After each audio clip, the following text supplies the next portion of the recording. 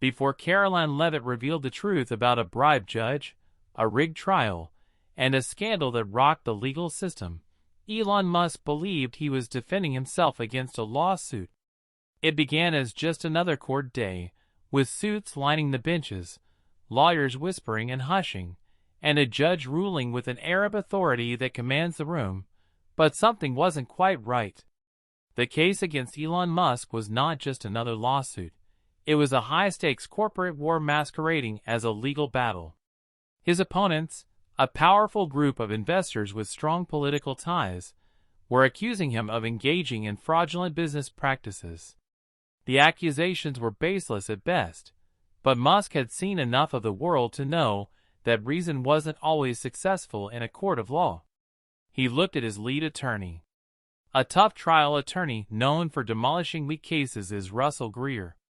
Greer initially exuded confidence, but then the first warning sign appeared. Protest, Your Honor, that the prosecution is presenting unfounded allegations without any substantiating proof. Overruled, overruled. Judge Bernard Langford hardly glanced up. Greer paused for a brief moment, a look of perplexity flashing across his face. The judge dismissed the prosecution's recent argument, which had no legal basis, as if it were commonplace. That's a stretch, don't you think? Musk whispered as he leaned forward. Greer didn't respond because he was too preoccupied with trying to understand what had happened. And then another blow. We respectfully ask for your permission to present important documents that highlight the contradictions in the plaintiff's assertions. Musk wasn't the only one who noticed the pattern. Every decision to date had gone against them, and the prosecution's case, which should have been full of holes, suddenly seemed airtight, not because it was strong, but because they were being allowed to say whatever they wanted. Judge Langford was rubbing his temple on the side, as if he was dealing with a minor inconvenience, denied Greer, straightening his tie in a subtle but telling gesture. Musk folded his arms and looked at the judge's face. For the next few hours, anytime Greer attempted to push back, Langford's composed neutrality simply made matters worse. He wasn't reacting, interacting, or even acting as like he was interested in fairness. Every time the prosecution presented dubious evidence, Langford shut him down, and it was accepted without question. Tension was high by lunch recess, as witnesses who supported Musk were brushed off as unimportant, and decisions that weren't simply poor luck were discussed. In a quiet corner of the courthouse cafeteria, Musk and Greer were not touching their food. "This isn't just bias," Greer said at last in a low voice. Musk knew that he had dealt with rivals who were willing to play dirty before, but this time it was something bigger. Someone really wanted him to lose. The issue was that, although he did not yet have any proof, someone else was already looking for it. Karoline Leavitt wasn't the kind of journalist who took things at face value. She built her career on exposing power plays, corporate corruption, and backdoor deals that never made it to the front pages, and something about Musk's case felt off. She had been watching the trial from the beginning, tuning in like everyone else, but the more she listened, the less sense it made. Musk's legal team was airtight. His attorneys weren't the kind of missed details. Yet every time they made a move, it got shut down before it could gain traction. That wasn't just bad lawyering, that was interference. She dug in. Leavitt started with Judge Bernard Langford. On paper, his record was clean, too clean. A well-respected federal judge with no history of controversy, no past rulings that hinted at bias. He was the kind of official people assumed was beyond reproach, but in her experience, squeaky clean records usually meant someone had scrubbed them. She pulled financial records, campaign donations, any connection to high-profile corporate figures. At first nothing stood out, but then she found it: a trust fund buried beneath layers of legal jargon. One of Langford's family trusts had received a series of anonymous deposits over the past 2 years. The money came in irregular ways, hundreds of thousands of dollars at a time, routed through offshore accounts that didn't lead back to any one person. That alone wasn't damning. Wealthy families had complicated finances, but the timing, that was the problem. Weeks before Langford was given Musk's case, one of the first significant deposits was made. This didn't happen by accident. She broadened her investigation to find those who stood to benefit from Musk's demise. Daniel Forsyth, the main prosecutor, had an intriguing connection to this.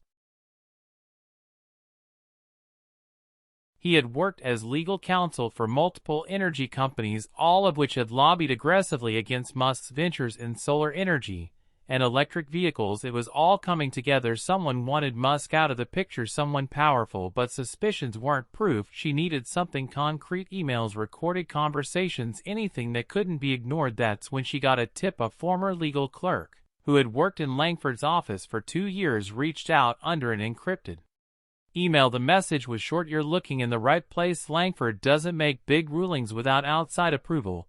If you want the real story, check his travel records. Mexico, late 2023. He wasn't there for vacation." Leavitt's fingers flew across the keyboard. She ran Langford's official travel logs and cross-checked them against private jet charters from corporate accounts. And there it was, late 2020, a 3-day trip to Cancun, the same weekend that high-profile executives from Tesla's biggest competitors attended a private business retreat. Langford wasn't just there.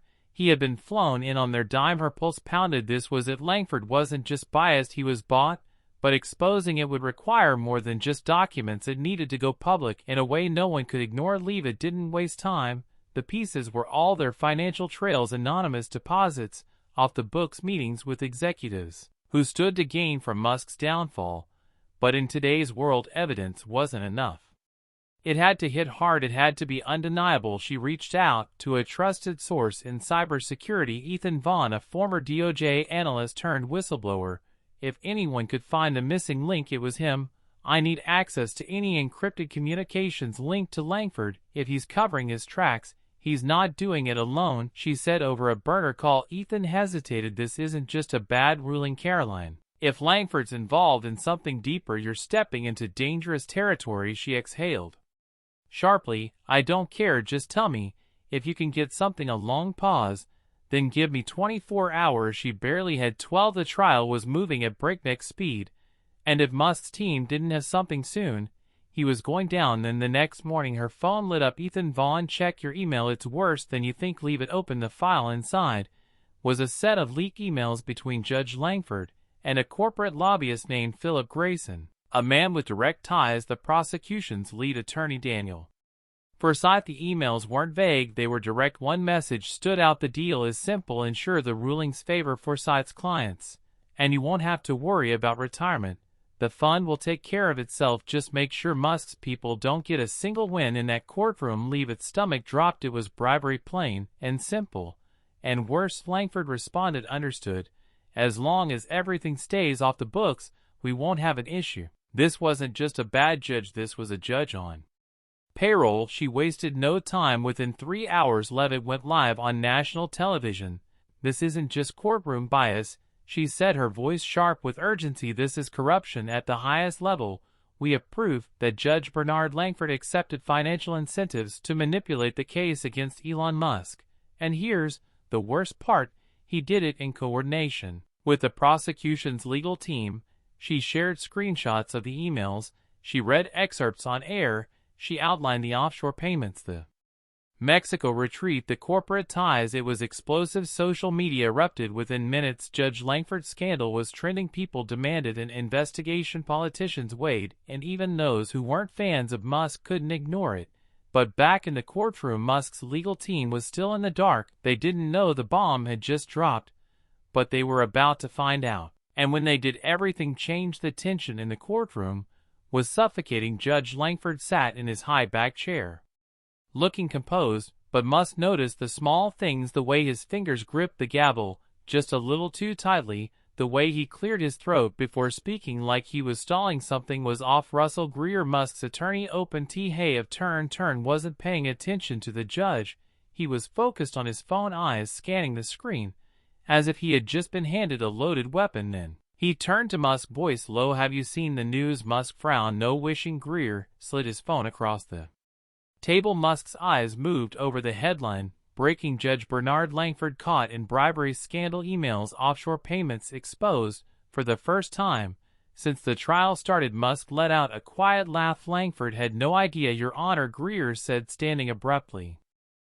Before we proceed, I'd like to submit urgent new evidence into the record. Langford barely looked up. Deny. Greer didn't flinch. The evidence is regarding your financial ties to the prosecution's backers. Are you denying a motion to introduce evidence against yourself? A ripple went through the courtroom.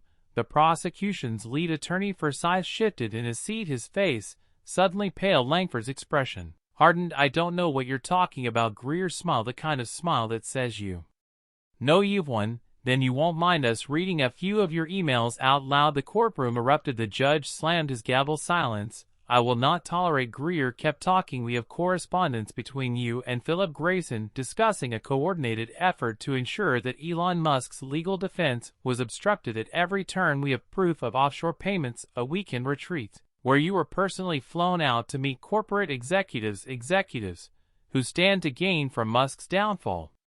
Langford's hand trembled as he adjusted his glasses. This is absurd, he said, voice quieter now. Greer wasn't finished. He reached into his briefcase, pulled out printed copies of the leaked emails, and handed them to the court clerk. We'll let the record decide what's absurd. Murmurs swallowed the room. Musk leaned back in his chair, watching as the judge's neutral facade crumbled, and then the doors at the back of the courtroom burst open. A woman in a navy blazer strode in. Her presence commanding the room fell silent. It was a federal investigator. The judge looked at her like he had just seen a ghost. Judge Langford, she said, voice even. We need to speak with you immediately. Langford's mouth opened then shut. For the first time since the trial started, he was the one who had run out of moves, but the fallout had only just begun. The courtroom held its breath. Judge Bernard Langford sat still, his hand tightening around the gavel, but for the first time since the trial began, he looked lost, his jaw clenched, his face drained of color. He wasn't just facing an uncomfortable moment, he was staring at the rapid, uncontrollable collapse of everything he had built. The federal investigator didn't move from her spot, didn't raise her voice. She didn't have to. The weight of her words had already taken the air out of the room. Judge Langford, she repeated, her voice even but unforgiving, stepped down from the bench. As of this moment, you are under federal investigation for judicial misconduct, bribery, and obstruction of justice. A wave of sharp whispers broke out in the gallery, the sound of shuffled papers, of people shifting in their seats, of attorneys leaning toward each other, murmuring. No one ever saw something like this happen in real time. Langford inhaled deeply, but his breath was unsteady. He straightened his back and forced a scowl. This is highly irregular, he said, voice low but laced with panic. I am still presiding over an active case. The investigator tilted her head slightly, unimpressed. Not anymore. Silence. Langford knew it. Forsyth knew it. Everyone in that courtroom knew it. It was over. Musk leaned back, folding his arms. He didn't smile. He wasn't that kind of person.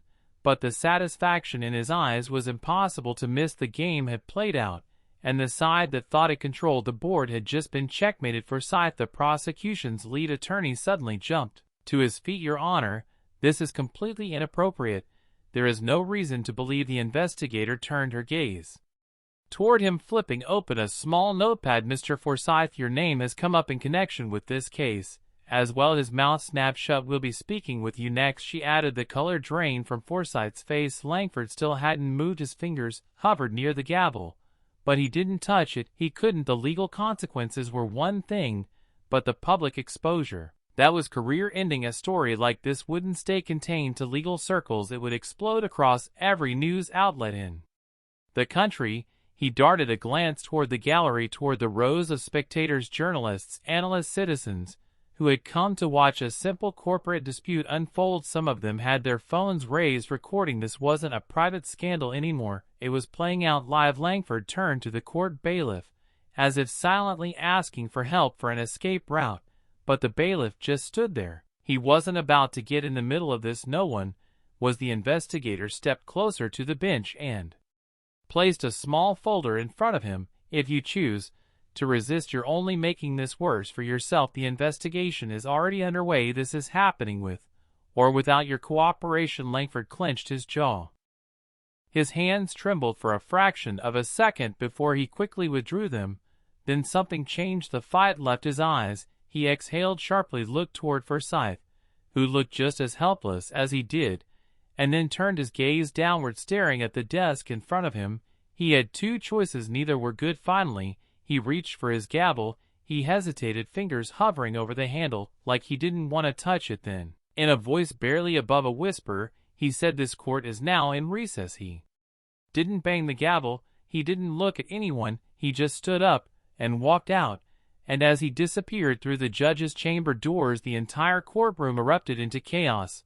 But the fallout was just beginning. The moment the judge disappeared behind the heavy chamber doors, the courtroom exploded. Attorneys whispered frantically. Spectators stood, phones raised, capturing every second. Some shouted questions. Is the case dismissed? What happens next? But there were no answers. Even the court officers seemed uncertain of what to do. Russell Greer exhaled sharply, turning to Musk. "We just witnessed a sitting judge abandoned his own bench in the middle of a trial." Musk raised an eyebrow. "Yeah, that doesn't happen often."